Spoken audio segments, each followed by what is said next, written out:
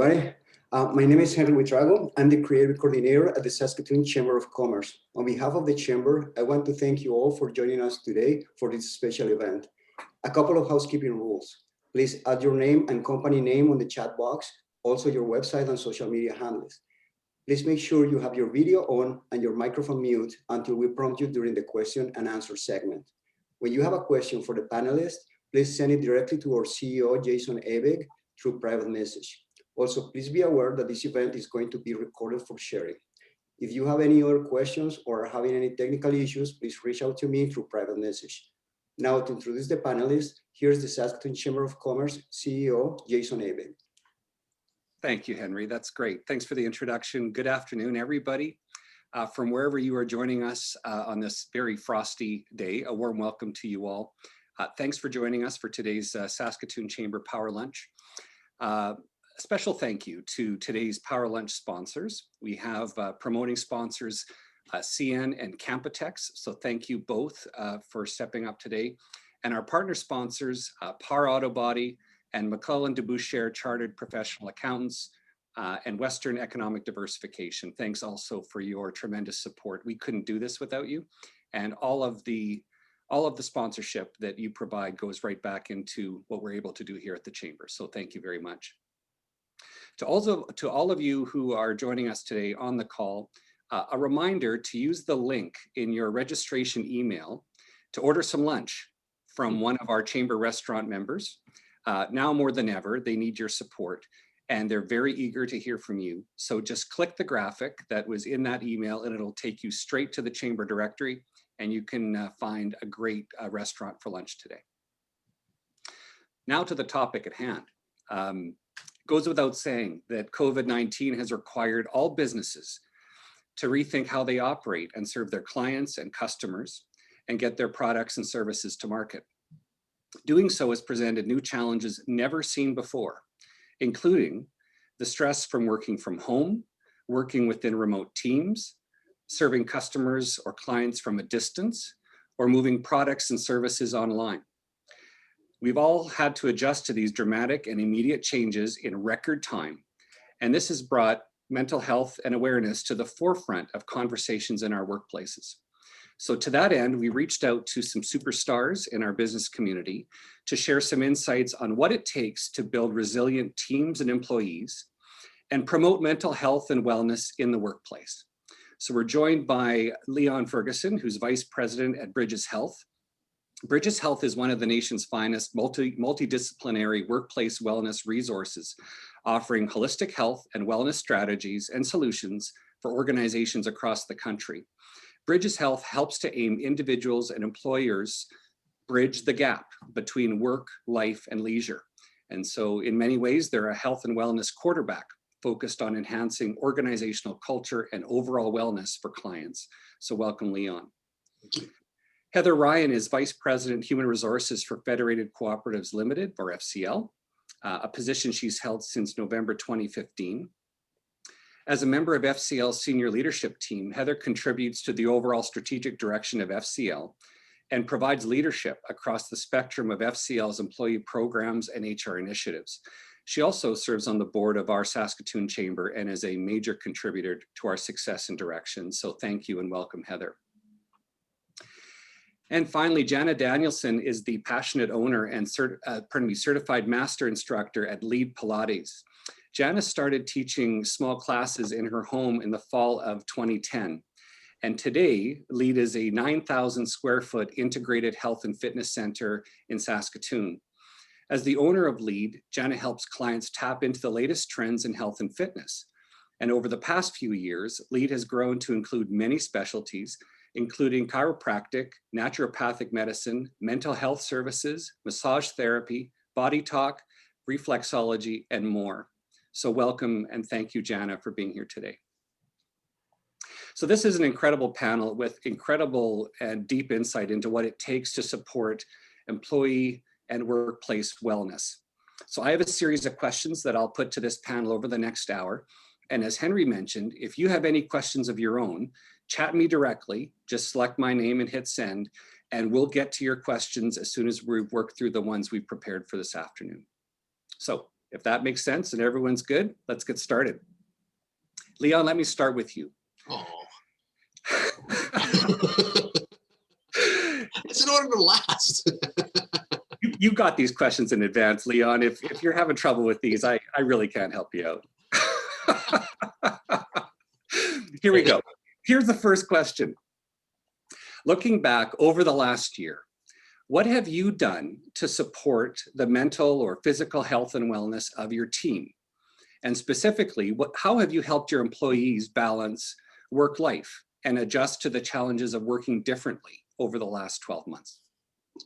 Those are really good questions. And, and thanks for giving those to me in advance. And it's interesting because the more time you have to think about it, the more complicated the answers become. So I thought to myself, you know what? No, I'm just going to roll with this and come with what comes on the top of my head and a few little notes. But there's some points that I wanted to think about first off to kind of set the stage to this answer. And I find that uncertainty and change is as a perfect storm for fear and anxiety. So, just as humans, as soon as we're starting to change things up and there's uncertainty on that side, that is a perfect storm. So with that change, that also it's common for people to think change means you're taking something away versus you're doing it differently. So with all these elements, there's a lot of opportunity here for anxiety and or depression. So for example, people are doing a lot of reflecting on what's happening right now. Well, if you stay too far, in my opinion, if you sit in that space for too long, there's an opportunity for depression to start to slide in, right? Because you're feeling, oh, I should have done this, could have done that. And if you go too far forward in these states of uncertainty, then you start to get anxious because you don't know. We don't know. None of us know what's going to happen here. But we got to be basically going month to month on that. So, to me, I kind of live with the motto of the incident is unplanned. We didn't know that was going to happen. But transition we can plan for transition and we can work through that. So for me, it's for the team, we're starting to become more agile. I think that's the biggest piece to this was the ability to pivot. I think the times of being able to do, your yearly strategy per se and work that plan, it may come back. But right now, I think we need to be just a bit more agile and looking at things a little bit more immediate so that we can make sure that we're there for our clients. And the change is happening so fast that the needs are changing just as quickly. So we have to be mindful of that. Encouragement and hope is a big one. And I think that's the biggest antidote to that fear and anxiety. So, instead of thinking about all the negativity, we're really working on staying encouraged and being hopeful and being real about that too. And the more goals we align within the next month per se, and we work those goals or, throughout the day in a micro setting, it helps us feel like a sense of accomplishments happening and that it's not just total chaos. Again, and I do believe the setting that we work in is a big deal. And for us as leaders, it's important to lead that way and in relation to like being supportive and empathetic and vulnerable, and genuine, because to me, we're in a position where we don't know the answers and we're trained to have those answers and we just simply don't. So to try to come up with them, to me, we're losing the opportunity to be genuine, be vulnerable, and work as a team. And when you do that, in my opinion, the team performs very highly and they stay healthy because they want to, not because they feel like they need to. And that's a big shift. So that's kind of what we're doing in a nutshell. That's awesome, Leon.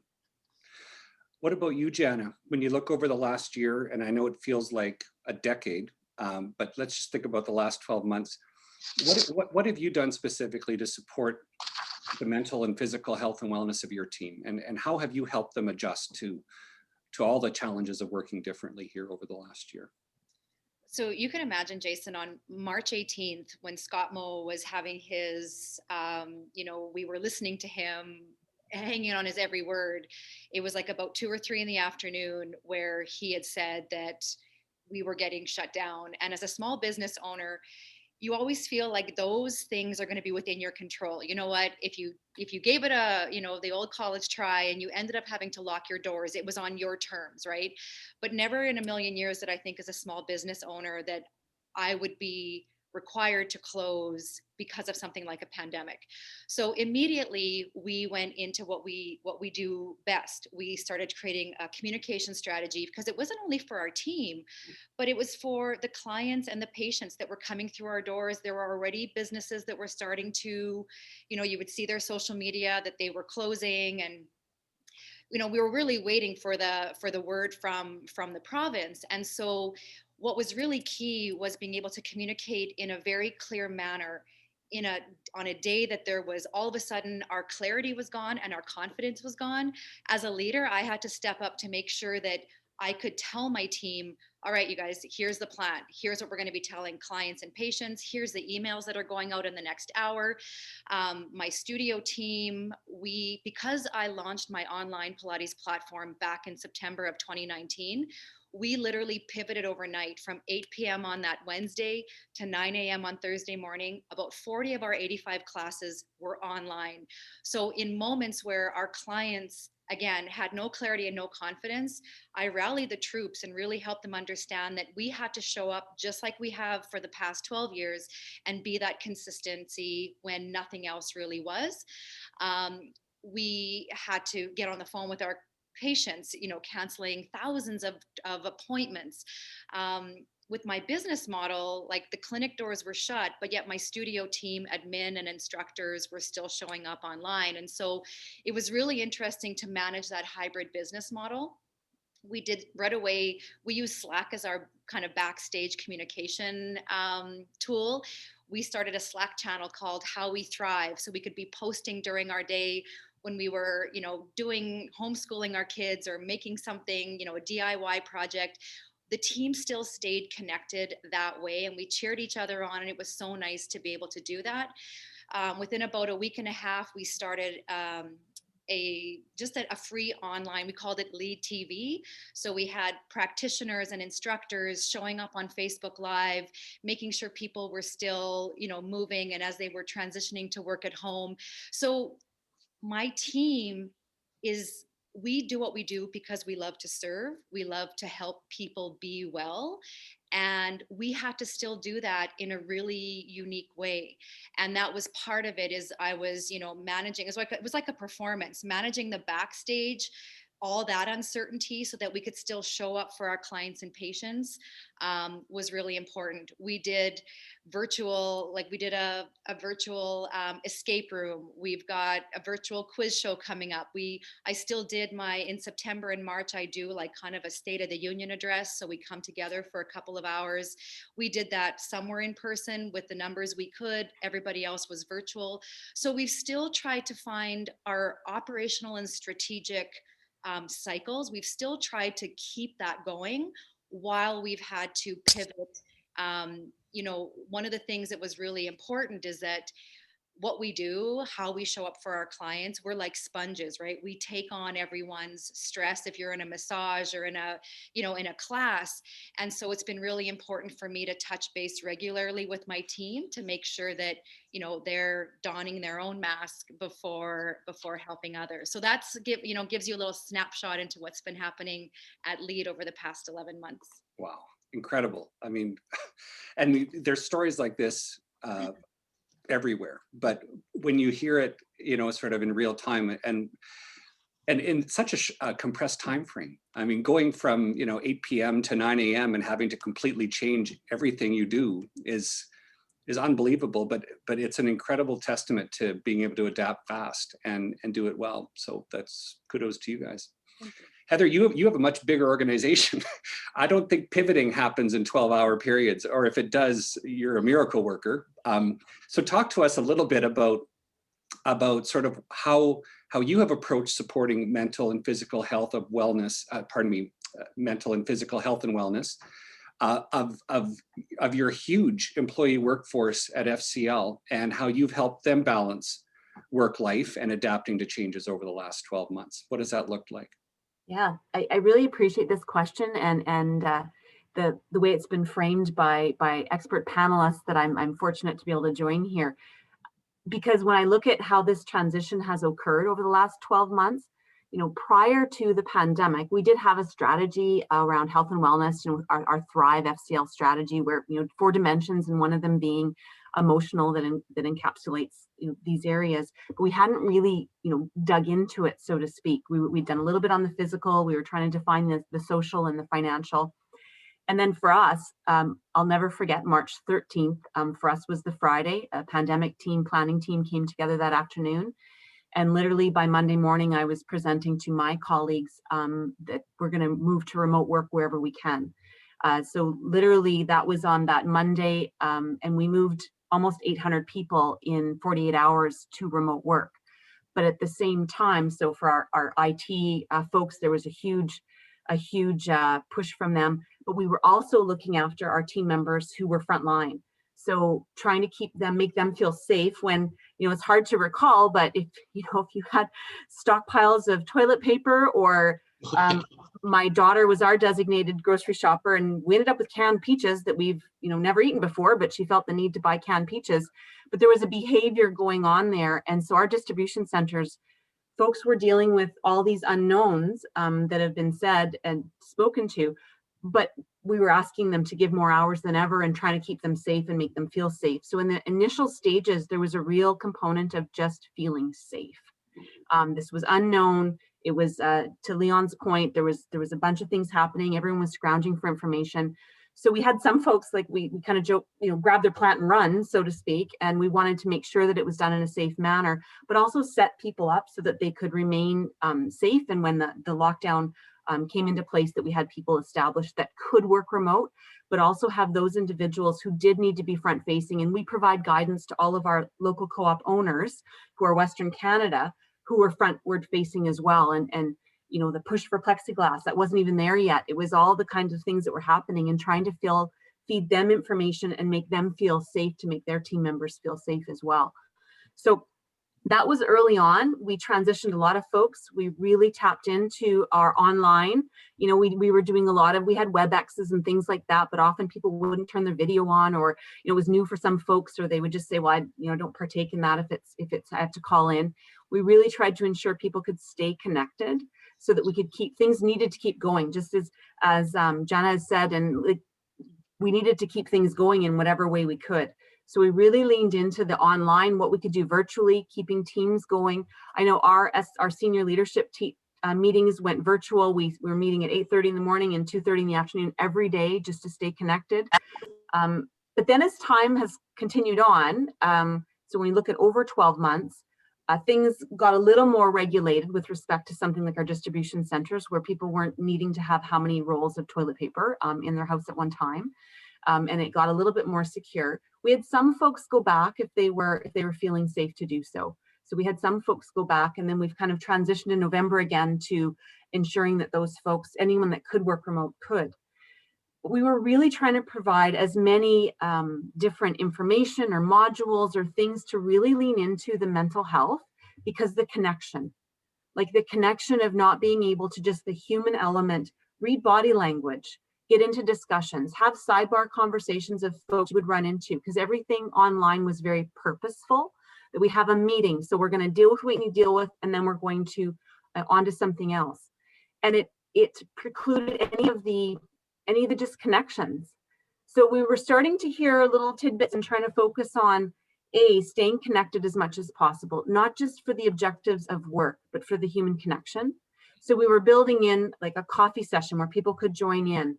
Make sure, we used to have quarterly in our human resource business unit, we have quarterly meetings. We've moved those to monthly. Each of the team meetings, I meet with my team members, the direct reports on a weekly basis, and them all together. Things like some people were saying, I just need to have something more for that connection.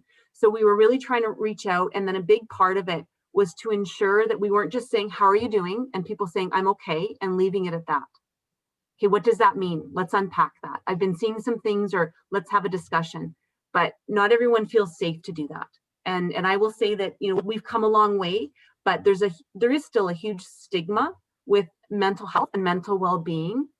And so we've been on a journey of, we've worked a lot with the Canada's Mental Health Association, with Not Myself Today, to say it's okay to not be okay, because then we can talk about it and talk about our mental health, before it becomes potentially a mental illness. Or if it's a mental illness, how do we address that and provide support? So we've found, as much as people have really enjoyed the flexibility of being at home and maybe wearing, your slippers to work instead of your dress shoes, or whatever the case, or your whatever that look like for you, also to have a break from this setting. We had people not take vacation because they were equating vacation with a holiday and travel. This year we're saying, no, we're not carrying over vacation. We're going back. We want you to, if it's a staycation, it's a staycation, but you need to take a break from work. You need to do things that give you some mindfulness and set some time aside. Because we still find people, it's hard to be unconnected to this. So, folks are at 7 o'clock at night saying, sure, I can still meet. Well, you've been at it since 7 in the morning. You appreciate all the dedication, but how do we make it okay and that you can get disconnected from this virtual world? So those are a number of the things that we've been doing. And I would say the big piece is that connection and how we try to stay connected in a virtual world and stay safe at the same time. Amazing. Thank you, Heather.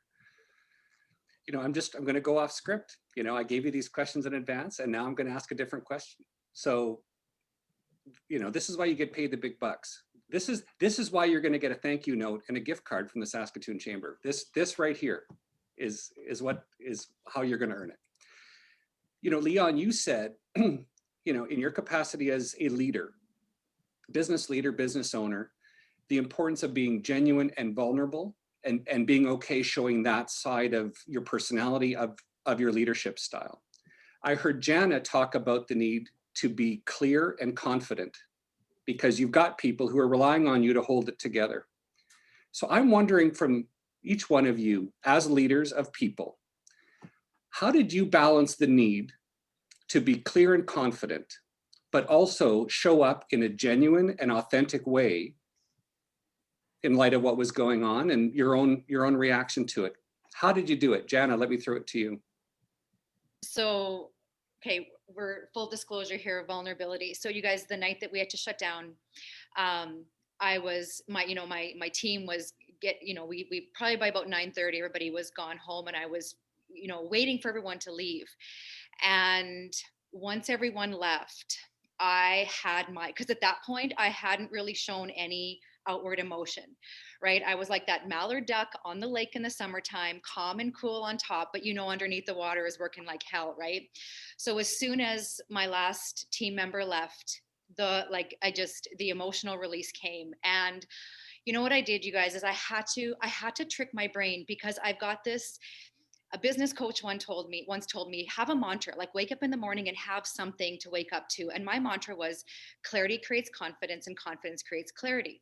And when my last employee left, that was my first thought, is how will I wake up in the morning and authentically say clarity creates confidence and confidence creates clarity? Because I have neither of those. And I walked through the studio and the clinic, and I literally went into each treatment room, each studio space, each reception area, the change room, my staff room. And I stood in each space crying, imagining when the next time would be that there would be, 10 of my staff members upstairs having lunch together, or a room full of people doing Pilates, or, seeing people that I've known in our clinic reception area that have come to trust us for their health and wellness. And I had to just do that. And I phoned my sister, who also owns her own business, on the way home, crying, saying, I don't know what tomorrow is going to be like, because I have no clarity and no confidence. And she's like, well, you got to figure it out. Like, the sky will be blue in the morning. You'll know what to do. And so when I woke up in the morning, I came back. It was just after 6 in the morning, and the sky was blue on the 19th of March. And the first thing that popped into my head was, today I get to make lemonade out of lemons. And you guys, that's literally been like my thing for the past 11 months, because my team has become, or those of you who know me know that kind of what you get is what you see. And I allow myself to show up, vulnerable, because I think as leaders, we have to. Not that I let my team see me in my, what I call my basket case moments, because those happen too. But I don't think, or for them to come along with me and understand that, yes, it is going to be okay. Each day we're going to learn more information, and we're going to have, things are going to get better. We're going to be able to pivot, find those silver linings, which we have, right? We looked at our business over the summer and thought, what does this look like? And you know what we did? We took some of our studio space. We did a renovation, because the clinic, when we opened back on the 4th of May in phase 1, 2, and 3, people were beating down our doors. They were 7 weeks without their massage, their chiro, their physio, their mental health, their nutrition. And again, that was all elevated. Immunity and being proactive with health and wellness, that was on people's agenda all of a sudden, not just, like you said, a New Year's resolution, little idea, and then by Groundhog Day it's gone.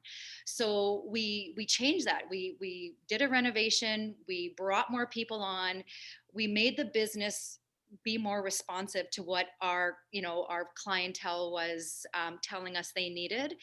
And that really has always been the mindset here, is that we might not know it right now or have the answer right now, but we'll figure it out, and we'll stand in solidarity and make sure that everybody feels well taken care of and listened to and acknowledged. So that's what really happened. Amazing. Thank you. Mm-hmm. Thank you. Leon, simultaneously have to hold it together, be confident, set the tone at the top. We've all read the business books. We all know what we're supposed to do. But the world's collapsing, and people are also looking for authenticity, some vulnerability, maybe, an understanding of what's going on. How did you balance that in the context of leading your team? What Jana said. No, honestly, really, it was a state of, to your point, no one gets trained for this. When it was coming down, and the stories, and Heather, kind of, thank you very much for being so detailed with that, because it just brought back a whole bunch of memories of that day, and I don't think anybody's ever going to forget it. And being a leader, I always said to lots of friends and colleagues, and said, we should almost have a badge that, like, we survived COVID and as a leader, because it was so raw to be in those spaces. And being courageous is a sign, being vulnerable is a sign of being courageous. And to me, it also provides confidence. But there's a difference between that and creating calmness, because at the time it was so chaotic, and that crisis was so impactful on all levels. It was so important that I found was just to remain calm and figure out a way to process this world we're now being put in. And what I did with that is I looked at the problems that we needed to solve at the time that we had, and I just started dealing with them one at a time. And I brought the team in and said, look, we're gonna have to be able to pivot here, and we're gonna have to be thinking outside of the box, but we can get this done. Let's go at it with a focused approach, and be willing to plan, do, check, adjust, because we're going to be adjusting. So if we stay down a path that we might have been before that day, we're not going to be successful. We are almost like we're used to being a big ship in the water, in the ocean. We're now a speedboat, and it's wavy out there. So we are going to have to be all hands on deck. But at the same time, let's keep our eyes on the horizon, and not right ahead of us, and we'll be okay. With that, people started focusing, and I'll never forget it. You're trying to put together your modeling, financial modeling. You're trying to figure out how are you going to be sustainable? What's happening? Where are we going to, what do we do? But you know what? One day at a time, and we prevailed, and we just started to, again, stayed focused and vulnerable to each other, and being real with each other. And if there was a meltdown or two, that's okay, because that just means we're working together. No one's getting left behind, and every idea is a good idea. We were blessed to be on the research and development side of virtual space for our workshops, and our mental health programs. And I was the one going, I'm not sure if we want to do this yet, because the impact of being in person, it's something we need to be doing. And I'm just being, not resistant, but just somewhat apprehensive of that. Well, that changed in a hurry. it was kind of like, okay, you're off the cliff, learn to fly. So we were already set up for it, but we just hadn't pulled that trigger. And when we did, the silver lining, you know, you always got to look for the silver lining in things. And that really helped us get to a lot of people very quickly. And we were really blessed and we're humbled by that. And we, you know, as Janice said, that it allowed us to pivot and expand globally. And it's pretty cool to know that, you know, you're supporting people in the US, in Trinidad, in Brazil, in Shanghai, in, you know, Singapore, like these, but everybody's kind of got the same kind of challenges no matter where they are in the world. And that to me just brought the world so close as a community. And it was pretty powerful. So you just fed off of each other's energy that way and stuck together. And I think this is one of the first times in the world that we all came together for a common purpose. And it was pretty special to watch. Very cool. Very cool. Heather, how about yourself? You know, I think a lot about HR people and IT people over the last year who have always been vital and played largely a leadership and supporting cast role. But in March last year, HR and IT people became the most important people on planet Earth in a lot of workplaces. All eyes on you as the leader of FCL's efforts on that front. How did you balance the need to be authentic and genuine and vulnerable with clear and confident leadership? How did you do it? You know, so the first thing we did was really lean into our pandemic team, and we brought in other players because, to your point, you know, HR and IT a huge role, but need to take the consideration of all the other business areas and maybe things we're not thinking of from that perspective. So we had a cross functional team that came together very quickly, and really we started communicating daily to the masses. And we communicated on some really broad levels of saying, we will follow what's advised by the health authorities and government. We will do what's right for us, and we will do what's right for you, our team members. So we're really clear to try to get that message across so that people felt supported and safe in what we were speaking about earlier, very chaotic times. But we also we were all in it together. Like, I know that phrase got coined across, but to Leon speaking to the world, for even an organization like the cooperative retailing system, it really did bring us all together. And I always think back to a quote, and I didn't write down who said it, and I have it on a little sticky here, but we were all in different boats, but in the same storm. Like, we were all reacting to it in a different way, but it brought us together with some commonality. So people needed to feel assured that we had a plan and we had their best interests at heart. We didn't have all the answers. Things were, as we all know, we're changing daily. So we were going by those pieces and what our businesses needed, but that we would do what was best for the people. But also, we didn't have all the answers. We were doing the best we could. So the answer and the directive that we gave that day may change the next day. So for me personally, I think there was huge authenticity in this year for numerous people. And I'm going to go to a day that I very specifically remember when I was doing kind of a floor check. Most of the people had been remote. Obviously, our distribution centers and feed and numerous other areas or refinery were still on the front line and doing the work on site. But we had moved a lot of people remote. And there was just a group of individuals that were kind of huddled, and you could just feel kind of the tension. And I think it was probably about the Wednesday of that week. So, and we have a traditional history, and we had talked a little about flexible work. But when I walked up, and I'm going to admit, I don't know everybody on a first name basis. We have a lot of team members, 3,600 to know everybody. But I was just checking, kind of doing the numbers of who was left in our building, in one of our home office buildings. And I come across this group, and, you know, I said, how's everyone doing? And they kind of gave me that, good, you know, like, what do you want? Like, what? And I said, like, no, like, how are you really doing? And I said, because I got to tell you, I just called my husband because this is surreal. Like I said, I don't know how to describe it. I said, and I just wanted to hear his voice. And my husband's a business owner in Saskatoon, and this is just bizarre. Well, then kind of the walls came down a little bit, and she's like, one individual, she just said to me, she goes, I never thought we'd be in this situation. And we just got into a little discussion, but we were all equals in the same situation. And we had a little conversation. They were talking, well, full disclosure, they were like, we didn't think Federated would ever work remote. And here you are telling us we're going to go home.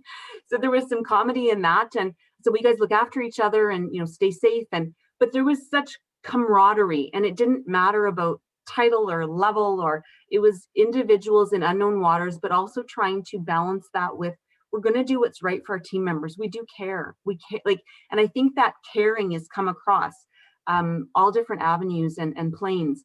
We did videos from our homes, and nobody, let's be honest, nobody likes to be videoed, because then, you know, you watch it after and you're like, oh my gosh, I was sitting in my living room with my daughter videotaping me, and you know, but it was just, the comments we got is people just wanted people to be real, and it was just, how's everyone doing, look after each other, and just making those connections. So some of that silver lining was, I have a former colleague that my first day in my current job left me a little note that said, we all put our pants on one leg at a time. And I think this pandemic has really, we're all in it together, and sort of that well-being of everybody globally and in organizations, like there is a silver lining in terms of what's true, what's right, how do we live our best self. And so I think it's balancing that we're all human, with ensuring that we're moving forward in our objectives, and that we have a plan with whatever information we have available at the time. That's fantastic, you guys. You know, our moms and dads would have never, ever had a conversation like this in public. Just to put this in some context, this is kind of a new generational thing, isn't it? Really. And in fact, it could be argued that we might have not even had this conversation a year ago. So, you know, this is the effect of COVID. I'm not sure we really appreciate how significant this has all been for all of us, but I commend each one of you for being so honest about your own stories on this front. Let's shift gears and talk about, as we should, but it is important, best practices. What are you seeing from where you sit in terms of best practices, or maybe new approaches to promoting health and wellness in the workplace, now that this is all front and center for all of us? Leon, maybe I'll start with you on that one. What are you seeing from where you sit? Oh, you're on mute. And there's the other line that we've all learned over. Oh, now I feel like we're all in this. There you go. This is usually what I do. Yeah. So it's actually been pretty interesting. We're blessed to be a part of a lot of different organizations within this space, and right from the beginning to now. And it's been incredible to see the intake and the willingness to adapt and to do things maybe differently, and kind of just start with a empty slate and look at it, and how do we do this effectively for trying to create a plan for the future with just this kind of chaoticness throughout. So what do we do immediately, and how will that impact us long term? And with us, we found that a lot of organizations, we needed to have the conversation about, it has to come from the top, and it has to work its way down. If the top is willing to be coming at this with the approach of what we're talking about today, supportive management, being willing to have those empathetic conversations, being, as Heather pointed out, you know, saying, you said you're good, but are you good? You know, like just that next level. You do that, well, the culture gets more into a safe space. And then what I found also is a kind of going at it in a three-pronged approach strategy. So what I mean by that is, you know, awareness. A lot of people, you know, we're getting inundated in a sense of about all the different mental health things that are going on, but at the same time, a lot of people don't really know, you know, what is going on. So awareness was a big piece, and I think you start off with that. And then the second piece to that would be the education. We did a lot of work with a lot of different organizations around different levels of education and to different tiers. So for example, we did some mental health first aid training, and that went virtual. So we were actually the first ones in Canada to do that. And then we did some peer-to-peer programming, so that people were able to have peers within their different divisions and so forth to go to help them along the way. Now with that doesn't mean they're professional therapists in any way, but they give them the opportunity to have a conversation and then help them figure out the path to go down. And then, so to me, that kind of goes into the final piece, and that's that support. So it was really important to understand what are the supports in the organization currently. How do we make sure the communication strategy is aligned so that it's streamlined for those folks? And what we found, you know, a lot was with the technology.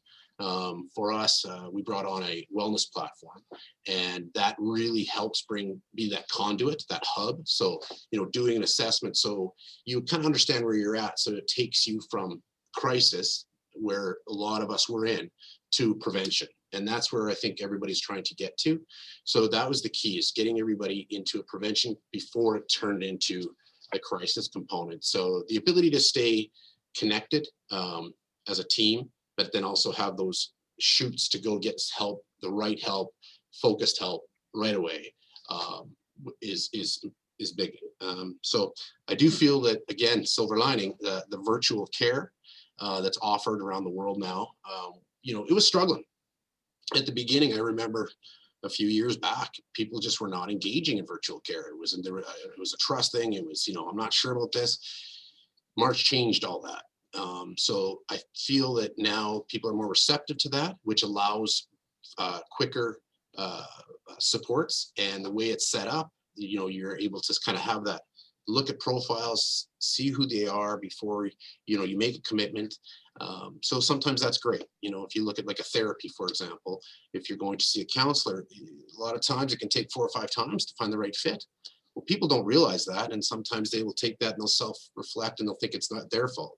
Well, no, it's not. So there's many different tools now to be able to help pull that pressure away and make it easier for people.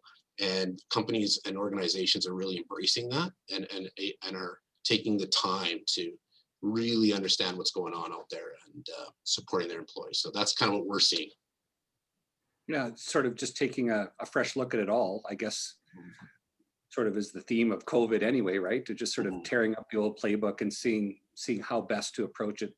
Jana, what are you seeing in terms of sort of best practices or new needs or new approaches to promoting health and wellness in the workplace? What are you seeing from where you sit?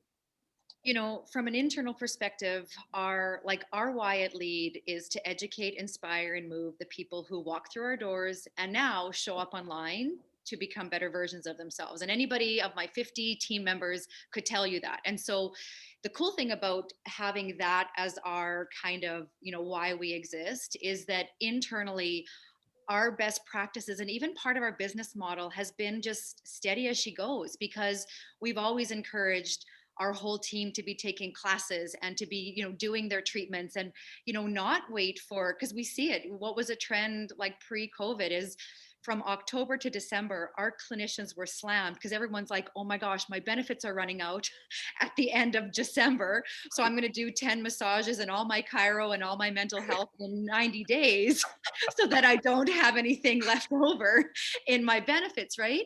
And so what we started seeing was people actually strategically starting to use those benefits, what they're meant to do as a proactive health strategy versus something my employer is, giving me that I better use up or it's gone, right? So we've been seeing more of that people are coming at their health and wellness, from a different set of lenses.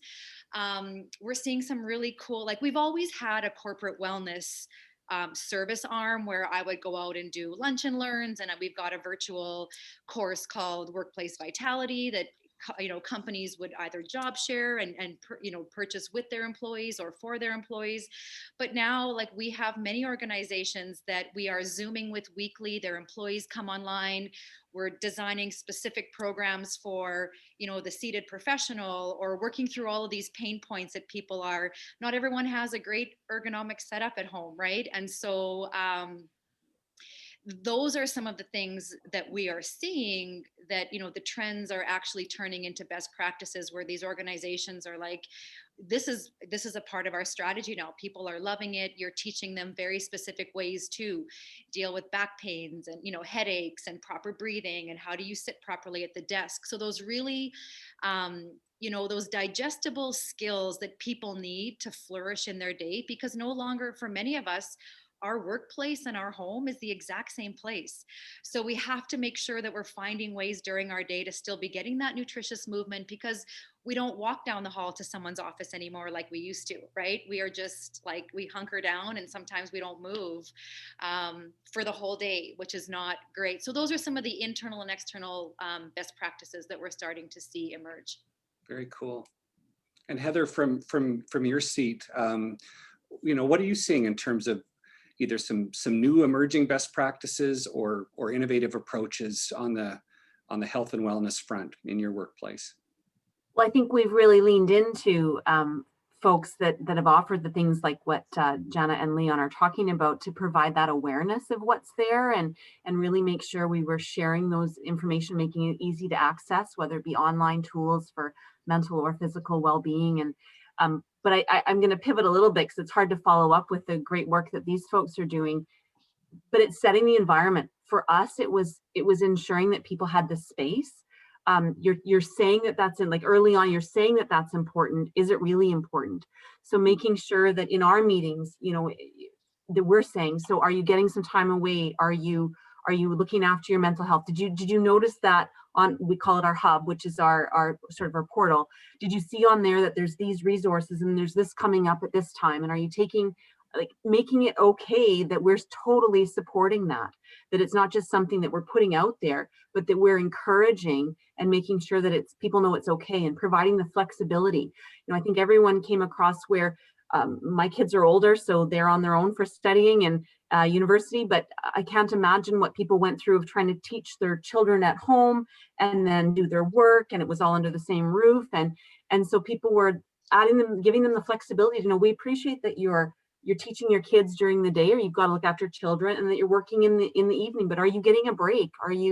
And providing that flexibility that not all meetings could be at the same maybe scheduled time that they typically were before. So making the environment, having some flexibility was something that we're still on that journey, because we're saying even post-pandemic, we're going to offer flexibility. Well, because we've had the biggest pilot project anyone could have imagined, and we proved we can do it. So how do you go back? You're not going to go back to the way things were. So I think the things that Jana and Leon have spoken to were the things we went through in trying to lay that awareness. One of the things that we really had to ensure is that people understood we supported it. It wasn't lip service. We're supporting it and trying to provide the environment. And again, we have a large component of folks at FCL that are sitting in their chairs and working at their homes. We have another large group that was trying to balance being at the distribution center, being at the refinery, being at the feed, and having another spouse or someone else, and trying to manage childcare, the fear of COVID, all of those things as well, and making sure they felt supported as well, because there was a different fear there in terms of they weren't in the isolation issues of being at home, but working potentially side by side and trying to do it as safely as possible, and making sure they had the space as well. So for us, a big part of what I would say is best practice was trying to move the needle and say, we're supporting this. What do you need? And actually did some outreach. We'll continue to do outreach to say, are you getting what you need? What else do you need? Like trying to get that feedback so we're hitting the mark. Because that was a big shift for us of making sure people understood it, that we were supporting and that we were modeling the way, that we weren't just saying it, but in our meetings, in Scott's town hall, as we speak of my CEO is speaking right now at FCL, and I guarantee he's going to speak about mental health and mental well-being. So those are things, just to your point, Jason, probably wouldn't have been a topic years past. And now we're modeling how important it is that people stay safe, stay healthy, and keep that well-being. It's first and foremost, health trumps wealth. Isn't that true? I mean, I think you've just summed it up really well. Employee engagement, employee communication was always important. It's in every one of the books, HR and otherwise. We should hear from our employees. But, your approach about saying, what do you need? What do you want? It feels like the new world on this front is going to be co-created by employees and their leaders. Instead of leaders showing up with, here's the plan. We spent a day in a conference room and we cooked this up on the flipboard and on the flip chart, and here you go. No longer that approach. It feels like it's something that is legitimately going to get co-created, but between employees and leaders, and that's a whole new thing. I'm not sure that was even here, a year ago. Just a reminder to the gang on the call, if you have any questions for any one of these individuals or the whole panel, just chat me directly and I'll make sure that I get it to them. Another off-script question. This is for your second gift card and potentially a second thank you note, actually, by the way.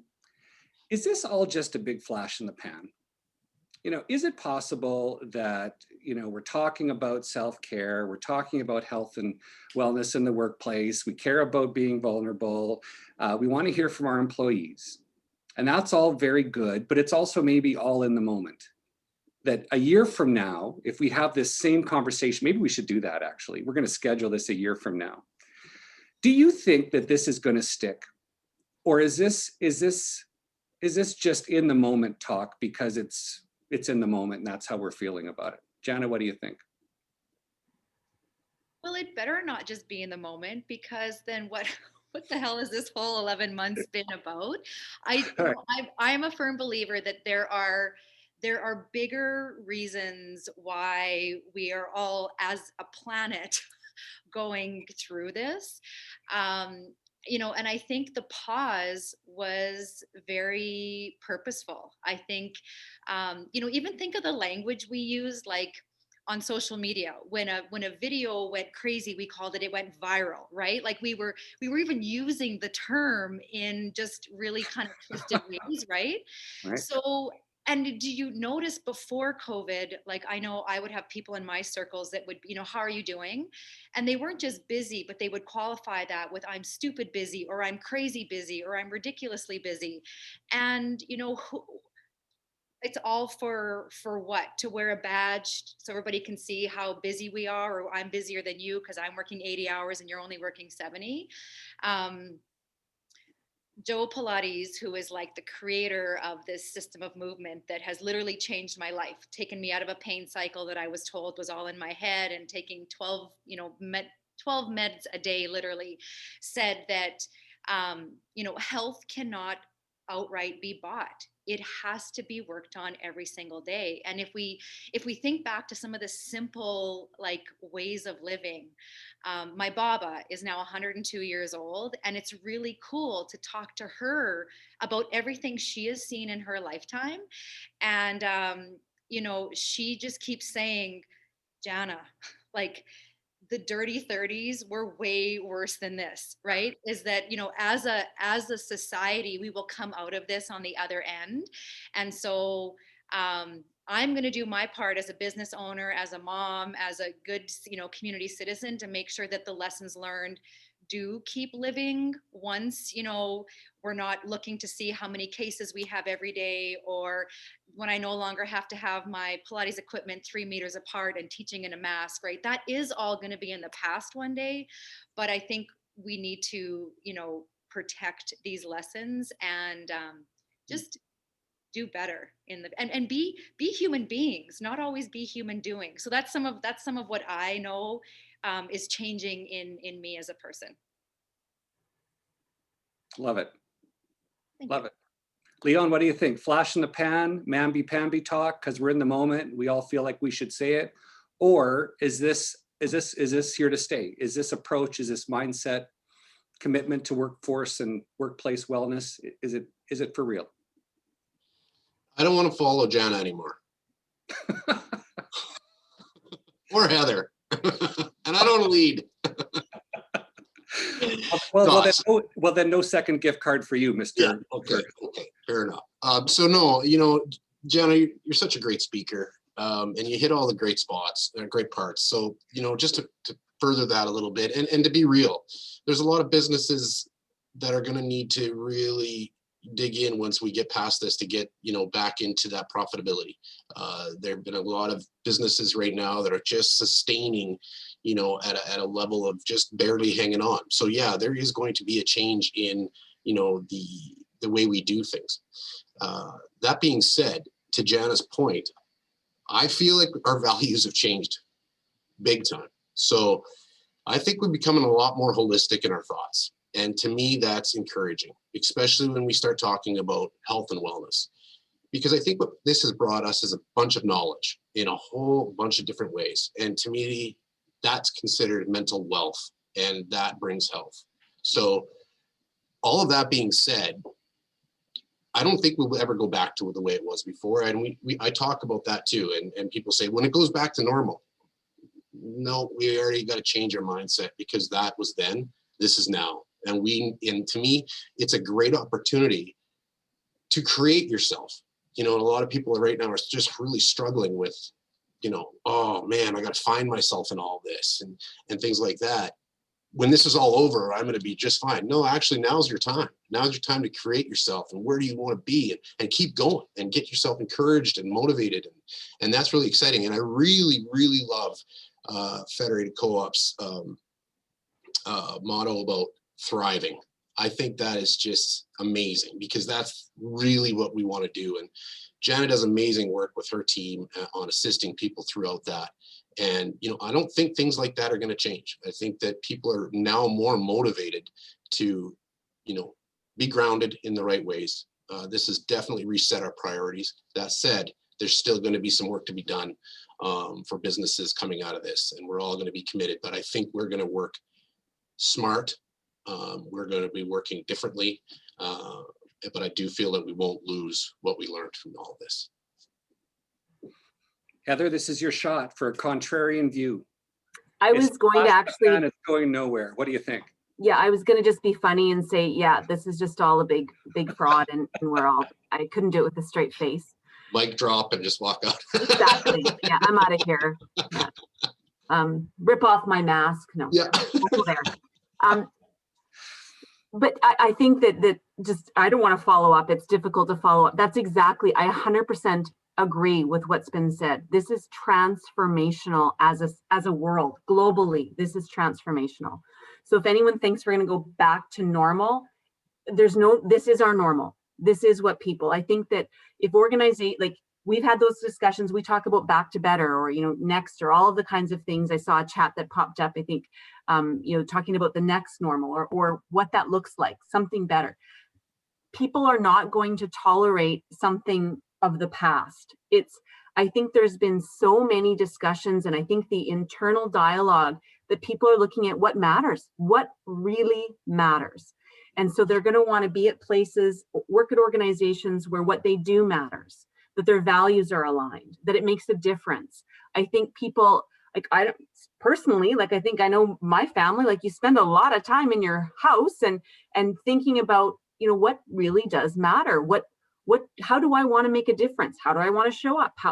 All of those things. So I think as a population, we can't go back and expect that people are going to settle for something different. It's what matters. So as organizations, we need to tap into that, lean into it, because people have the right answers for the insights for the future.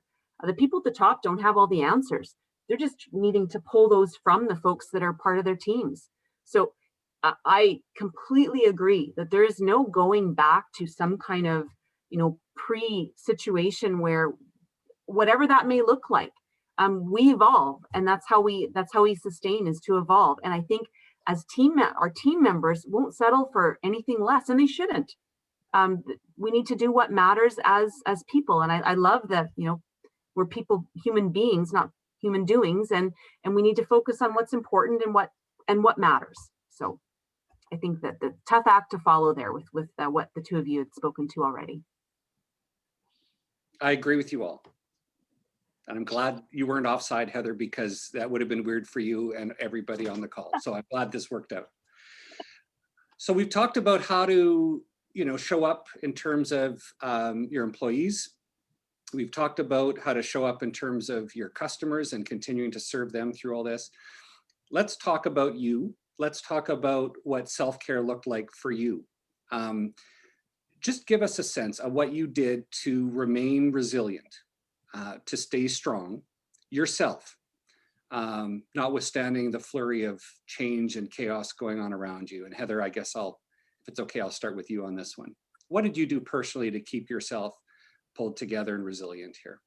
Of course, this is the question that you asked me first. This is the one that I struggled with the most, to be quite honest, because I thought I've got to be honest. And this was one area where I didn't start out in a positive way, in that it was like, I'm going to keep doing what I do and do it even more, and just, you know, somehow find more hours in the day, but do it sitting in my chair here.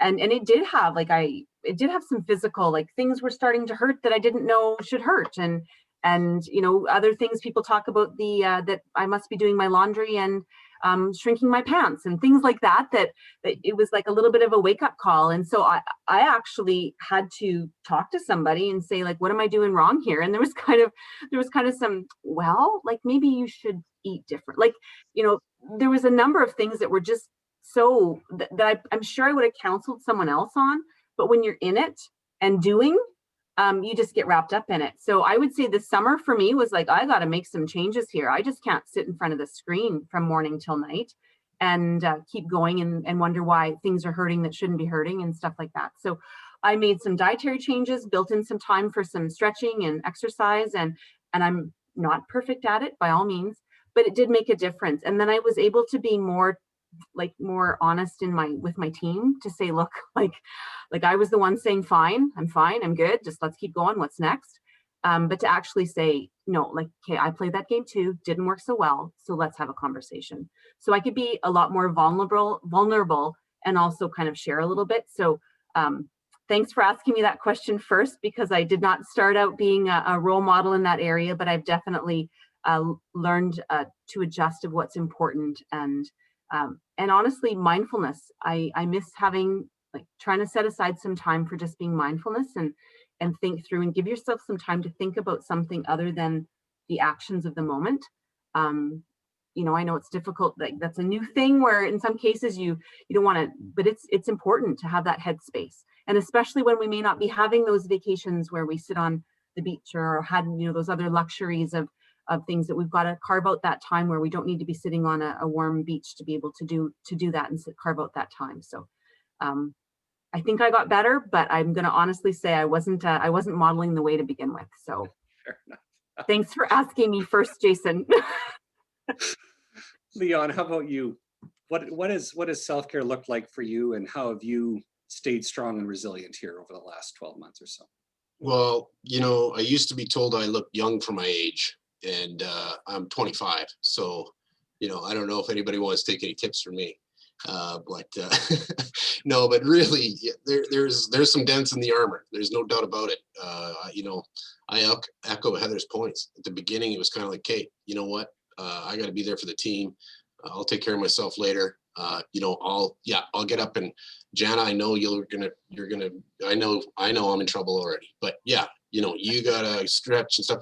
I'll do that later. I'll go get a glass of water later. Well, all of a sudden you start feeling like Mr. Burns sitting at the office chair. Like you're starting to feel it in your shoulders. You're feeling it in your back. You're 95 all of a sudden. So, with that, it was like, okay, I gotta figure this out. And I've really found myself being hard on myself at the beginning. I was just like, I got to do more. I got to do more. I got to be able to be more. I got to, don't worry about me. I'm okay. I'll be there for everybody else. And then I started beating myself up. Like, Leon, why didn't you get up and get the glass of water? Jana's going to be totally on you for not sitting up straight. Like, what's up? And then I was hard on myself. And then I was like, okay, you know what? Whoa, this isn't working. So I realized, be kind to yourself. Be compassionate. You're being empathetic. You're being compassionate to everybody else. You're being sensitive to everybody else. Why don't you look in the mirror? Chill out. Like, you're doing some good work. Now this is me talking to myself. No one else said that, but just me. So with that, I also found myself really, especially through isolation, find yourself really reflecting. And then when I said that earlier today about if you spend too much time in there, depression kicks in, right? And then you start thinking about, okay, where are we going with this? Where's everything? And all of a sudden that anxiety kicks in. So it was the ability to stay within the two, right? And just work through it, work the problem, stay in the now, and be okay. And I found myself kind of reflecting and trying to figure out my purpose. Like, what's my life's purpose? And that got to be like, whoa, that's drinking water through a fire hose. Like, there's no way. And then I was trying to come up with this Tony Robbins epiphany of what my purpose was.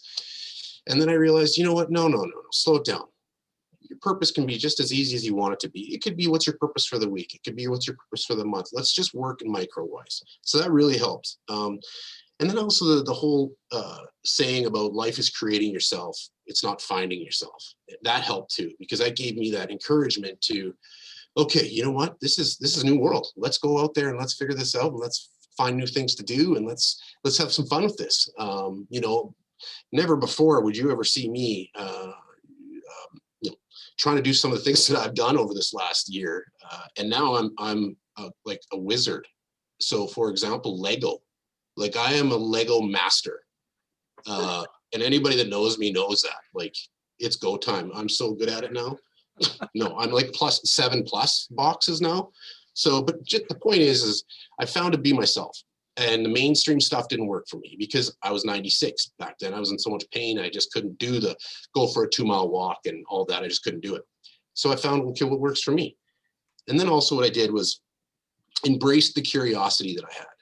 And not feel, because the way I am is if I start something, I'm going to finish it. And I'm, you know, being a high performer, you're always, and there's a timeline and there's all this things that goes with that. No. Just go try stuff and see what you like. And see, people, mainstream that may not work for you. If that, and that's okay. Go try instruments or Lego. Call me. I'll tell you the best sets to try.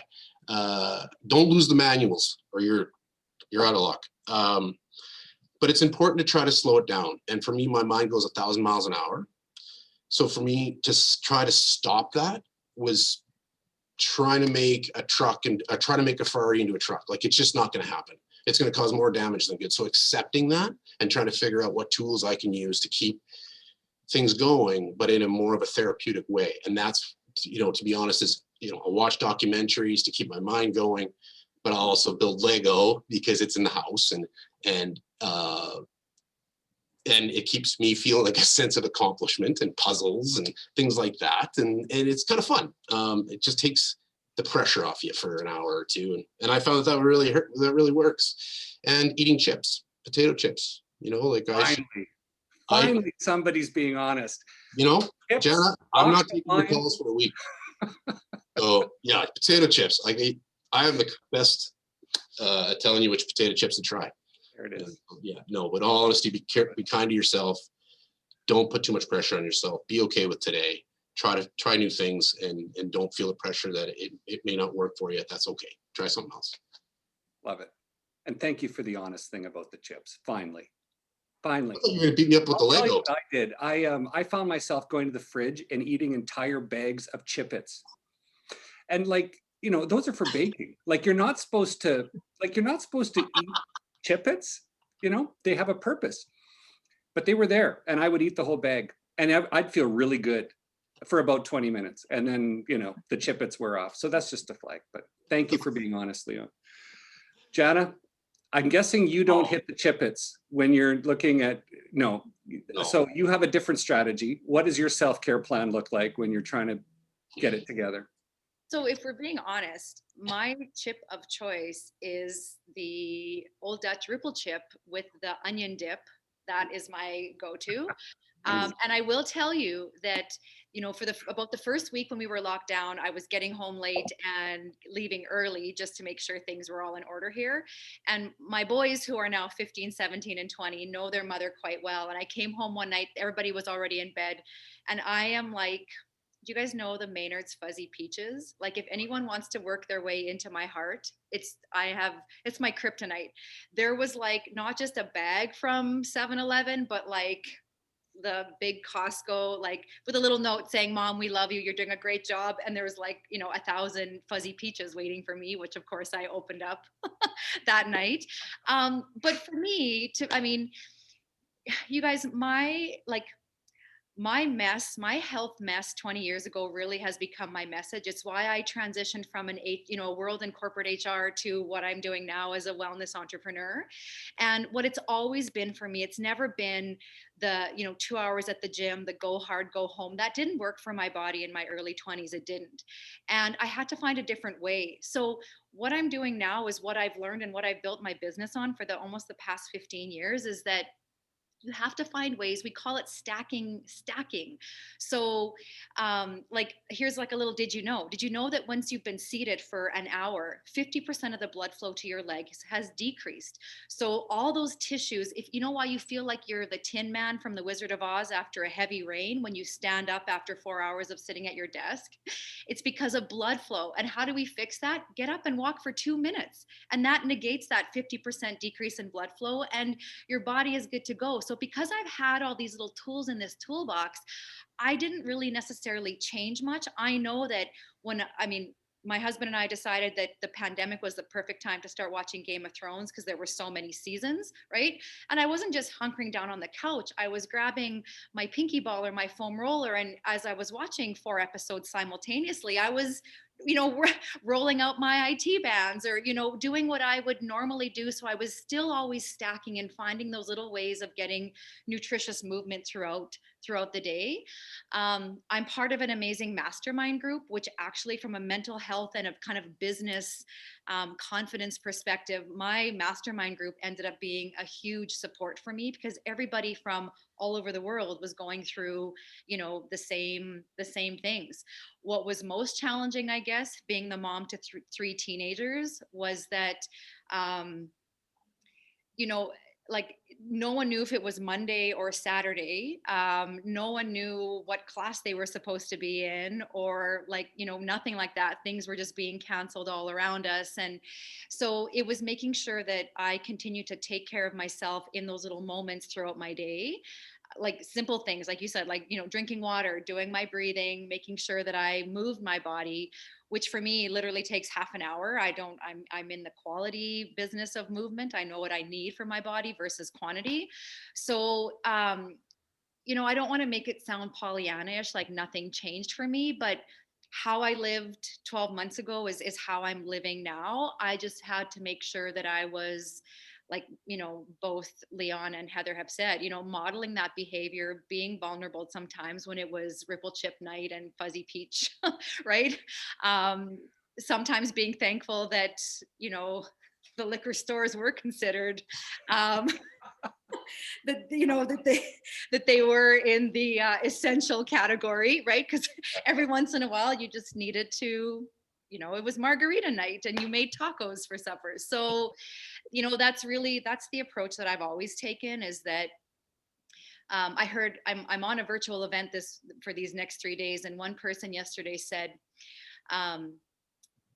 the health of a man or the health of a person allows him to dream 1,000 dreams at night, but when health is lacking, the only dream he dreams is to be healthy. Like it was kind of like that parable.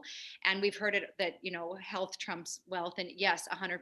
So I finally feel like, the flag I've been waving all these years to be, inward focused and listen to your body, because we have 2 ears and our body's an amazing communicator.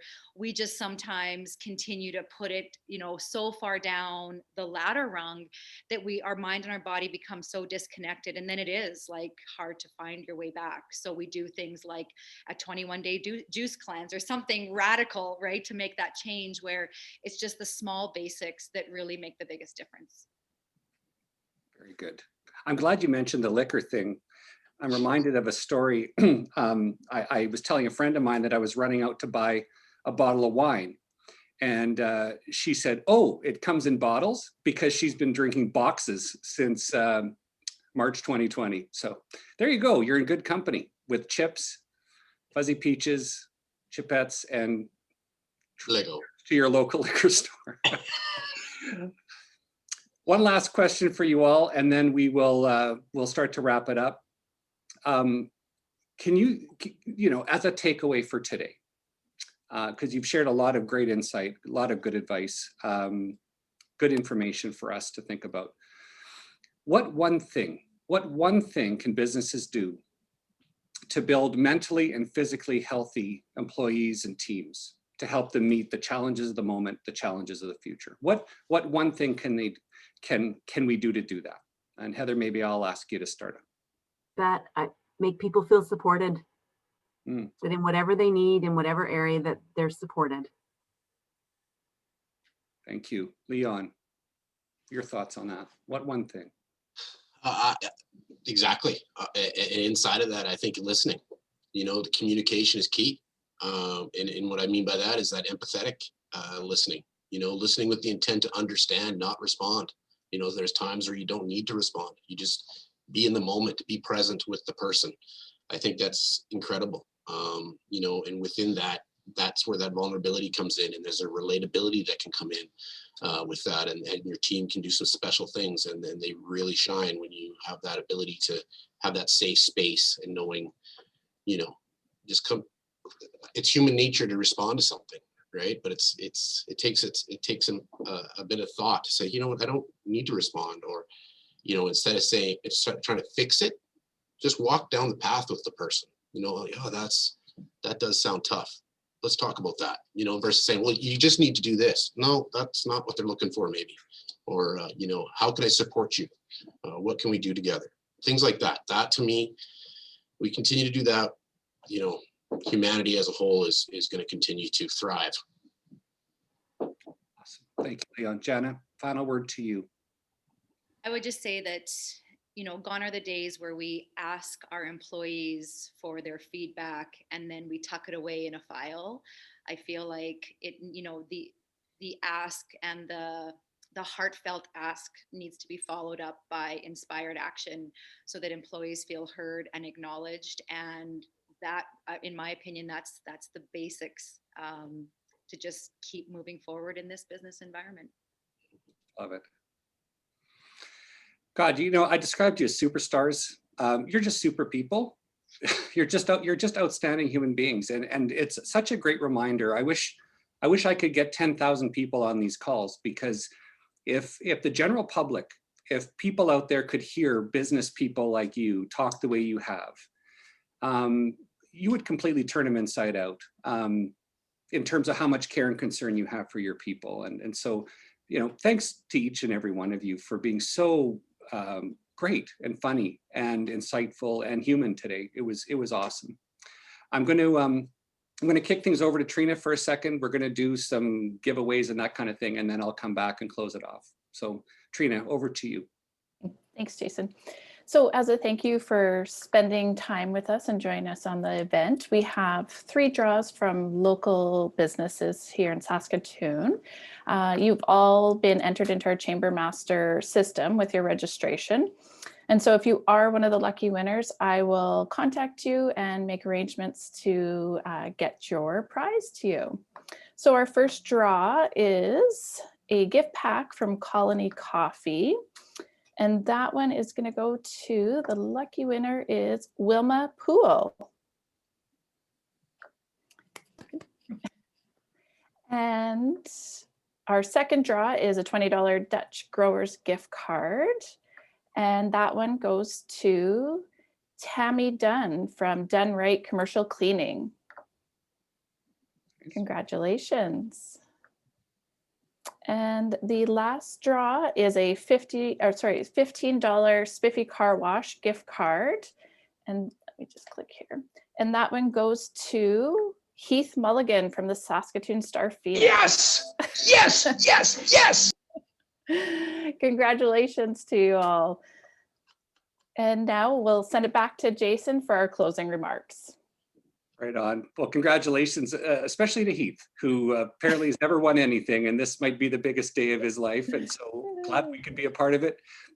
Mr. Mulligan, listen, thank you all again for being here. Thank you to the sponsors I mentioned off the top, CN and Campitex, Par Auto Body, McClelland, DeBoucher Chartered Accountants, and of course, Western Economic Diversification. Couldn't do it without you. And as I said off the top, this panel, the 3 of you, Jana and Heather, Leon, just thank you so much for doing this. You don't know it. You don't know it, but there were people on this call today who absolutely needed to hear what you had to say. They absolutely needed to hear this. And so thanks for taking the time and being so generous with it to help us out. And so with that, thanks everyone for being here. Take care of yourself and those around you, and we'll see you at another Power Lunch really soon.